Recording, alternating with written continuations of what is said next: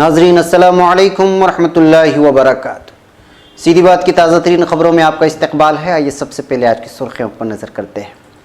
बेंगलुरु की मशहूर मारूफ company IMA की छानबीन के लिए अचानक उलमा व मुफ्तियान इकराम की आमद। शरई व कानूनी एतबार से कारोबार काबिल इत्मीनान, सरमाया भी महफूज। CBI मामले में कांग्रेस का मुल्कगिर एहतिजाज। दिल्ली में राहुल गांधी अदालत हिरासत में। दिल्ली मॉब लिंचिंग, 8 साल मासूम तालिब इल्म के अहले खाना का इंसाफ का मुतालबा। केजरीवाल का कोई नुमाइंदा न पहुंचने से भी नाराजगी। सुप्रीम कोर्ट का हुक्म, 2 हफ्ते में पूरी हो जांच। नागेश्वर राव नहीं लेंगे कोई बड़ा फैसला। गिरफ्तारी के बाद बोले राहुल गांधी वजीर आजम बदउनवान है, वो सच नहीं छुपा सकते। हाउसफुल 4 की शूटिंग के दौरान खातून डांसर से छेड़छाड़। अक्षय कुमार भी थे सीट पर मौजूद। सेंट्रीपेड कमेंट पर ट्रोलर्स को स्मृति ईरानी ने कुछ इस दिलचस्प अंदाज में दिया जवाब। सोशल मीडिया के गलत इस्तेमाल पर रोक के लिए वेबसाइट ठोस इकदाम करे, वजारत दाखिला का बयान। केजरीवाल दीगर को चीफ सेक्रेटरी के साथ मारपीट मामले में जमानत। गाड़ी की जद में आने से फौजी जवान की मौत। हर दिन 92 बच्चों की मौत के बावजूद मध्य प्रदेश में ग़िज़ाई क़िल्लत इंतखाबी मुद्दा क्यों नहीं। सऊदी अरब ने बिलाखिर एतराफ़ कर लिया, सहाफ़ी खाशिक़जी का कत्ल मंसूबा बनता। शाम में दरियाई फ़रात के मशरक़ी इलाके को दहशतगर्दी से पाक करने का पुख्ता आज़म रखते हैं, सदर एर्दोगान का बयान। उर्दून में सैलाब, बहरे मुर्दार में स्कूल बच्चों समेत 10 अफराद हलाक, 44 लापता। तुर्क और सऊदी वजीर खारिजा एजेंडे के मामलात पर तबादिले ख्याल किया। शाम 4 रुकनी इजलास कल इस्तांबुल में मुनक्किद होगा। नेतन्याहू पहले दौरे पर ओमान पहुंच गए, सुल्तान काबूस से मुलाकात। एर्दोगान की शाम के हवाले से दहशतगर्दों को आखिरी वार्निंग। नाज़रीन अस्सलामु अलैकुम वरहमतुल्लाहि वबरकातुहू। सीधी बात की ताज़ा तरीन खबरों में आपका इस्तकबाल है। मैं अंसार अजीज़ नदवी आज की खबरों की तफसीलात लेकर आपकी खिदमत में हाजिर हूँ। आइए खबरों की तफसीलात पर नज़र करते हैं। नाज़रीन, सबसे पहले बेंगलुरु से वाबस्ता एक खुसूसी खबर आप लोगों के सामने पेश की जा रही है। ये खबर बहुत सारे मामलात को लेकर अहमियत रखती है, इस वजह से थोड़ा तूल भी है, इसको ज़रूर सुनें। शहर बेंगलुरु में मुस्लिम सरमायाकार कंपनियाँ जो मुख्तलिफ नामों से चलाई जा रही थी और जिसमें कौम का लगभग 5000 करोड़ का सरमाया लगा था, सब एक के बाद एक कंपनियां भाग जाने की वजह से इस बदनामी की जद में ऐसी कंपनियां भी आ गई थीं जो साल से अपने ग्राहकों को लालच देने के बजाय अपने उसूल के मुताबिक ग्राहकों को उनकी सरमायाकारी का मुनाफा देते आ रही है। मगर चूँकि इंसानी डर और खौफ और फिर दीगर इंसानी फितरी अवामिल की वजह से बाज़ दफ़ा लोग खुद साख्ता मुफ्ती बन जाते हैं और फिर सोशल मीडिया के ज़रिए डूबने से पहले ही डूबने का डर बताते हैं, या फिर शरई तौर पर कंपनी के हलाल कमाई को भी हराम से जोड़कर आवाम को गुमराह करने की कोशिश करते हैं। इस दरमियान अचानक मारूफ दीनी दरसगाहों दारुल उलूम ज़करिया देवबंद और जामिया मज़ारुल उलूम सेलम तमिलनाडु से उलमा इकराम पर मुश्तमिल एक वफ़द कल IMA ग्रुप ऑफ कंपनीज़ के मुख्तलिफ शोबों का लगभग 6 घंटे तक मुआयना किया। सख्त से सख्त सवालात पूछे गए, माहाना और सालाना एडिट रिपोर्ट देखी गई और फिर सरमायाकारी और दीगर चीज़ों की छानबीन करने के बाद उलमा इकराम ने बयान दिया है कि IMA के कारोबार पर मुकम्मल इत्मीनान किया जा सकता है और सरमायाकारों का सरमाया भी महफूज है, क्योंकि इस वक्त कंपनी पूरी तरह इक़्तिसादी तौर पर मजबूत हो चुकी है।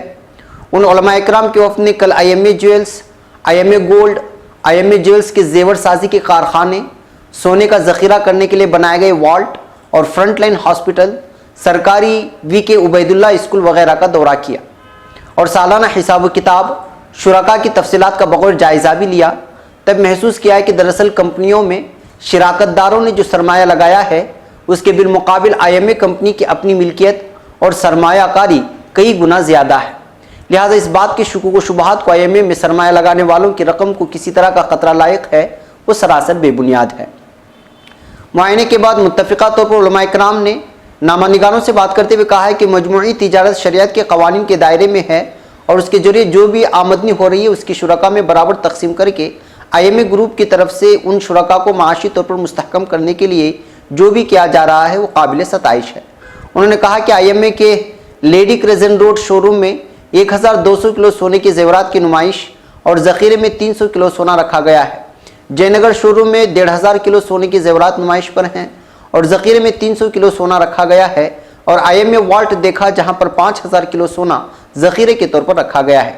IMA के पास 25,000 क़िरात से ज़ायद खालिस हीरों के जेवरात भी मौजूद हैं। सेलम शहर के चीफ काजी मौलाना अबुल कलाम ने अपने तासुरात ज़ाहिर करते हुए कहा है कि उलमा इकराम IMA में सरमायाकारों की माल की हिफाजत को लेकर मुख्तलिफ हलकों में छिड़ने वाली बातों की वजह से पैदा होने वाले तजस्सुस के सबब अपने तौर पर तहकीक के लिए आज IMA पहुँचे। तकरीबन 6-7 घंटे तमाम तफसीलात का जायज़ा लेने के बाद ये इत्मीनान हुआ कि IMA में सरमायाकारों ने जो पैसा लगाया है वो पूरी तरह महफूज है।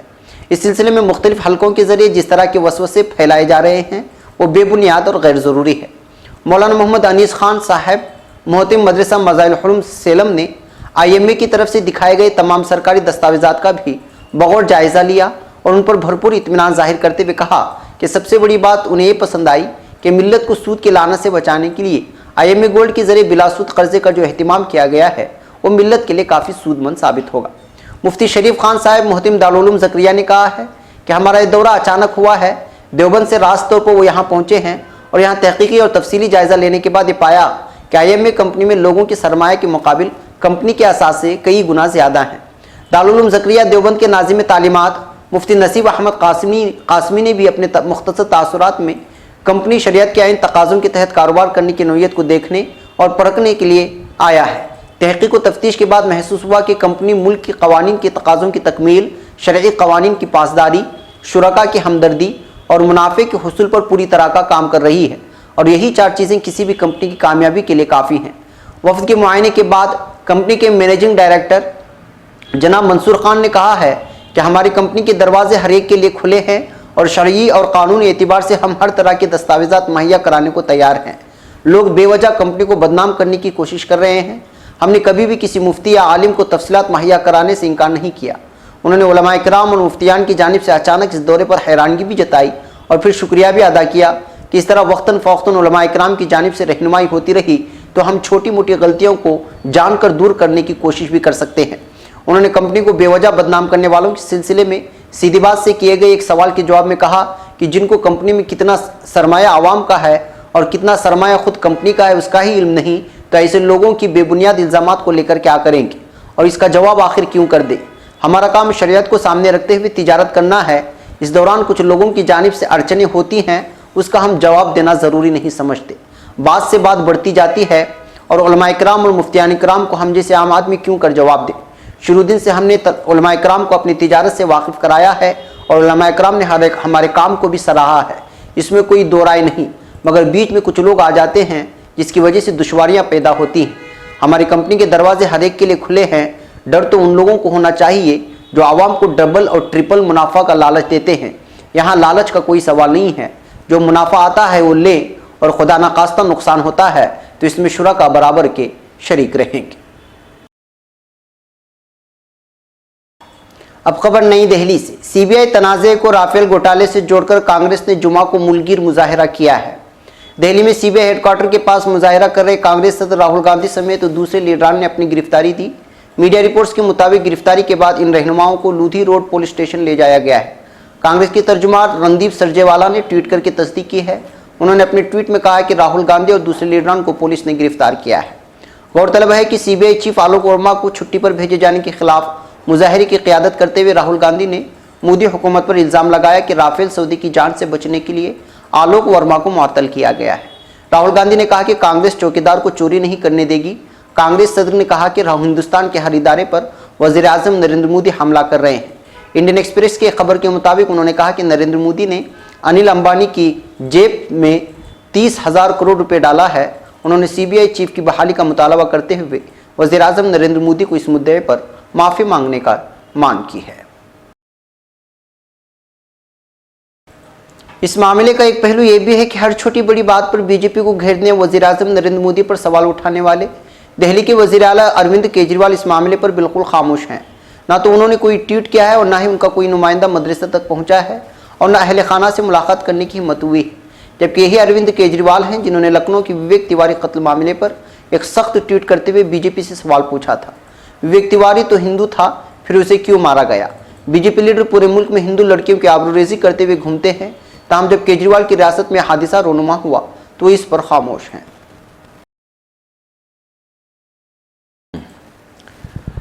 अब खबर नई दिल्ली से। सुप्रीम कोर्ट में CBI डायरेक्टर आलोक वर्मा की अर्जी पर समाअत मुकम्मल हो गई है। CJI रंजन गोगोई ने CVC को 2 हफ्ते में जांच मुकम्मल करने का हुक्म दिया है। इसके अलावा उबूरी डायरेक्टर नागेश्वर राव किसी भी तरह का पॉलिसी फैसला नहीं ले पाएंगे। बता दें कि आलोक वर्मा ने मरकज की तरफ से खुद को छुट्टी पर भेजे जाने के फैसले पर अर्जी दायर की है।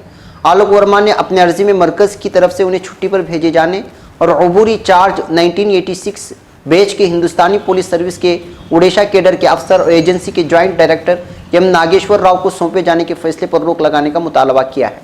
वहीं दूसरी तरफ राकेश अस्थाना भी छुट्टी पर भेजे जाने के खिलाफ सुप्रीम कोर्ट पहुंच गए हैं। इसके साथ ही कांग्रेस ने इस पूरे वाक़े को गैर आईनी बताया है।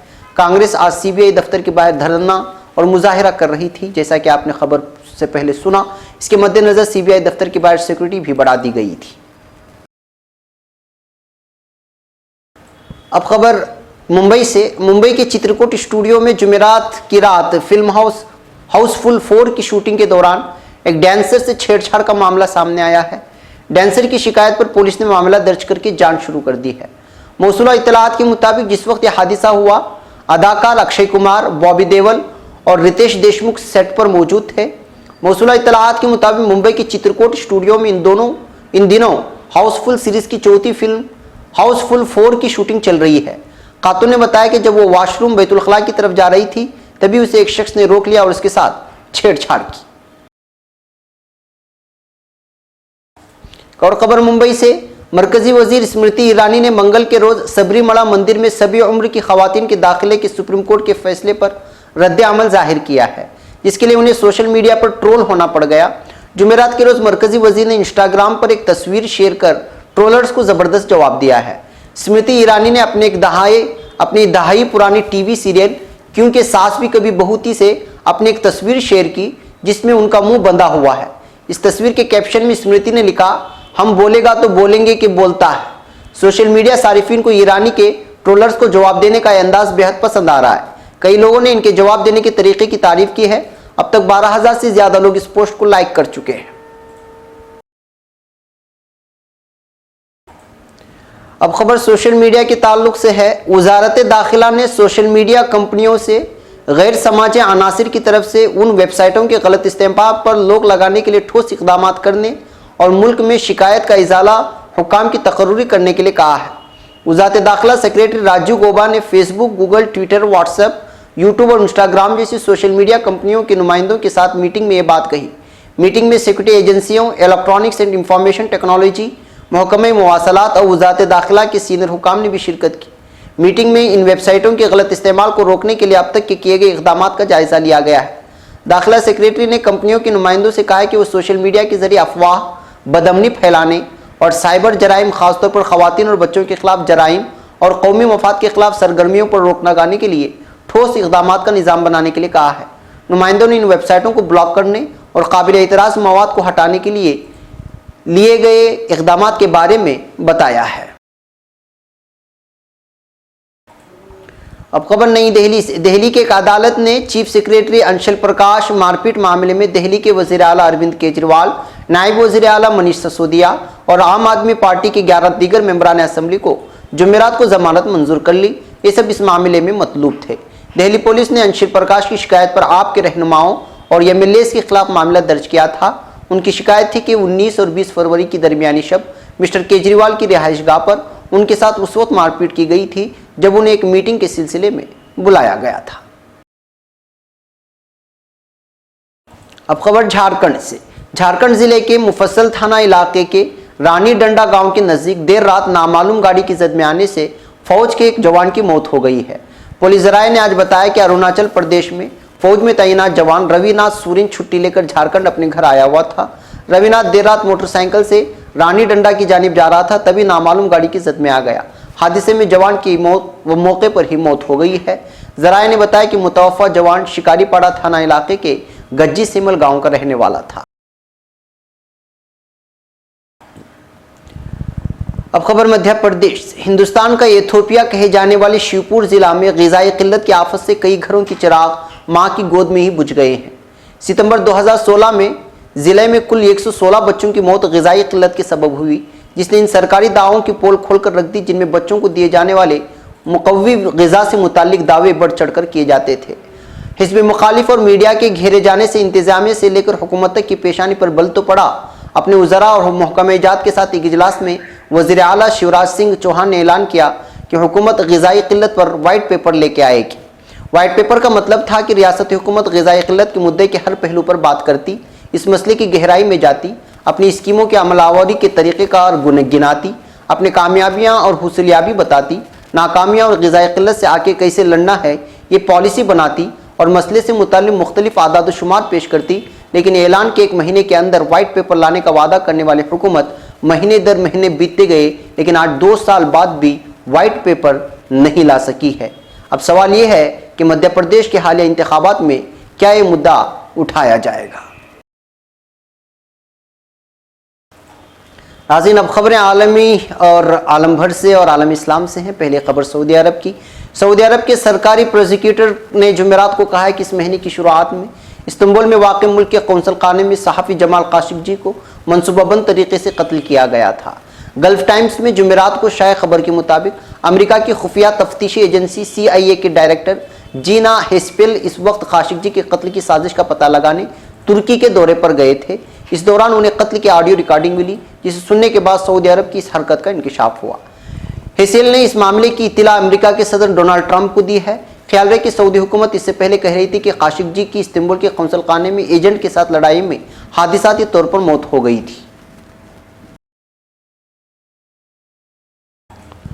अब खबर तुर्की से। सदर रजब तैयब एर्दोगान ने कहा है कि वो शाम में दरियाई फुरात के मशरक़ी इलाके को दहशतगर्दी से पाक करने का पुख्ता आज़म रखते हैं। उन्होंने इन ख्यालात का इजहार जस्टिस एंड डेवलपमेंट पार्टी के हेड ऑफिस में अज़लाई सुदूर की मीटिंग के दौरान की है। एर्दोगान ने अपने खिताब में रूस के साथ 17 सितंबर को तय पाने वाली इदलिब शहर को असलहे से पाक करते हुए बफर जोन बनाने पर अमल दरामद से मुतालिक किसी किस्म की कोई रुकावट मौजूद न होने से आगाह किया। उन्होंने कहा कि जिससे इस समझौते पर दस्तखत किए गए इदलिब में अमन व अमान कायम है और किसी किस्म का कोई मसला मौजूद नहीं है। उन्होंने कहा कि हमारा वाहिद मकसद शाम की सरजमीन की इलाकाई सालिमियत है और इलाके में किसी किस्म का इम्तियाज़ किए बगैर जमहूरी तरीके से सियासी हल तलाश करना है। उन्होंने कहा कि दरियाई फुरात के मशरक़ी इलाके में दहशतगर्द तंजीम PKK और उसकी ज़ैली शाख इलाके में गड़बड़ पैदा करने की कोशिश में मसरूफ़ है, लेकिन हम इन दहशतगर्द तंजीमों से आसा इलाके को पाक करते हुए दहशतगर्दी से पाक बफर जोन का दर्जा दे रहे हैं। अब खबर उर्दून से। उर्दून में शदीद बारिशों के नतीजे में सैलाब आ गया है और बहरे मुर्दार अल बहरुल मय्यित की वादी में 10 अफराद डूबकर हलाक, 22 जख्मी और 44 लापता हो गए हैं। हलाक और लापता होने वालों में ज़्यादातर स्कूल के बच्चे हैं। उर्दूनी हुकूमत ने लापता 44 तलबा और असातिज़ा की तलाश के लिए बहरे मुर्दार के इलाके में हेलीकॉप्टर रवाना कर दिए हैं। उर्दून के महकमा शहरी दिफा ने बताया कि स्कूल के बच्चे उनके असातिज़ा बहरे मुर्दार के इलाके में सैर के लिए गए थे। इस दौरान में तूफ़ानी सैलाब आ गया और वो इसमें बह गए। एक और खबर सऊदी अरब से। वज़ीर ख़ारिजा मेलूश चावुशओग्लू ने सऊदी वज़ीर ख़ारिजा आदिल अल जुबैर से बातचीत की है। सिफारती हलकों से हासिल करदा मालूमात के मुताबिक तुर्क वज़ीर ने सऊदी हममनसब जुबैर से टेलीफोन पर एजेंडे मामलात पर तबादला ख्याल किया। इस दौरान सऊदी सहाफ़ी जमाल काशिक़जी के कत्ल का राज फाश किए जाने के मामले और दो तरफ़ा ताल्लुकात पर भी गौर किया गया। ख्याल रहे कि सदर एर्दोगान ने ऐलान किया था कि सऊदी प्रोसिक्यूटर इस वाक़े के बारे में तहक़ीक़ात की गर्ज से तुर्की आएगा। अब खबर इस्तंबुल से। सदारती तर्जुमान इब्राहिम कालन ने इत्तला दी है कि शाम के मौजू पर इस्तंबुल सरबराही इजलास कल मुनाकिद होगा। कालन ने दयारबकर में पार्टी कन्वेंशन में शिरकत के दौरान कहा है कि तुर्की, रूस, जर्मनी और फ्रांस की शिराकत से इस्तंबुल में मुनाकिद होने वाले शाम के मौजू पर 4 रुकनी इजलास मुनाकिद किया जाएगा। उन्होंने बताया कि इस इजलास का अवलिन मकसद शाम में अस्करी नहीं, फौजी हल की तलाश की ज़रूरत के मुताबिक नए हल चारे का तलाश करना होगा। इजलास में सदर रजब तैयब एर्दोगान इदलिब मुताबिकत का तहफ़्फ़ुज़ किए जाने और ख़ासकर मुल्क की इंतज़ामिया की खिलाफ वर्जियों का सद्देबाब करने के मामलात ज़ेर गौर आएंगे। अक़वाम मुत्तहिदा की नुमाइंदा खुसूसी बराए शाम स्टीफ़न द मिस्तुरा को भी इस इजलास में मदऊ किए जाने पर जोर देने वाले कालन का कहना था कि मौसूफ भी इजलास में एक प्रेजेंटेशन देंगे और सरबराहान को अब तक की ताज़ा पेशरफ से आगाही कराएंगे। अब खबर सल्तनत ओमान से। इसराइली वज़ीर-ए-आज़म बेंजामिन नेतन्याहू ने गैर मुतवक्के तौर पर खलीजी रियासत सल्तनत ओमान का सरकारी दौरा किया है और ओमान के फरमारवा सुल्तान काबूस बिन सईद से मुलाकात की है। ये उनका अपनी नौयत का पहला दौरा है जिसमें उन्होंने ओमानी क़यादत से मुलाकात की है। एक रिपोर्ट के मुताबिक नेतन्याहू ने जुमा के रोज़ ओमान के हुक्मरान सुल्तान काबूस बिन सईद से मस्कत में अपने शाही महल में मुलाकात की। इसराइली वज़ीर-ए-आज़म बेंजामिन नेतन्याहू ने अपने दौरा मस्कत की तस्वीर ट्विटर पर शेयर की हैं। इन तस्वीर में वो अपने अहलिया के हमरा उमानी फरमारवा और दीगर हुकाम के साथ देखे जा सकते हैं। इनका कहना है कि ओमान के फरमारवा की तरफ से उन्हें मस्कत के दौरे की बाज़ाब्ता दावत दी गई थी, वो उनकी दावत पर आए हैं। दोनों मुल्कों के दरमियान तवील मुवासलाती राबितों के बाद यह पहला मौका है कि नेतन्याहू ओमान पहुंचे हैं। नाज़रीन, ये थी आज की ताज़ा तरीन खबरें। अगली ताज़ा तरीन खबरों के साथ फिर आपसे मुलाकात होगी। हमारी पूरी टीम को यहाँ पर इजाज़त है। इजाज़त से पहले वही दरख्वास्त कि आप हमारे चैनल को सब्सक्राइब करना, वीडियोस को शेयर करना हरगिज़ ना भूलें। हमें यहाँ पर इजाज़त दें। अस्सलामु अलैकुम रहमतुल्लाहि व बरकातुहू।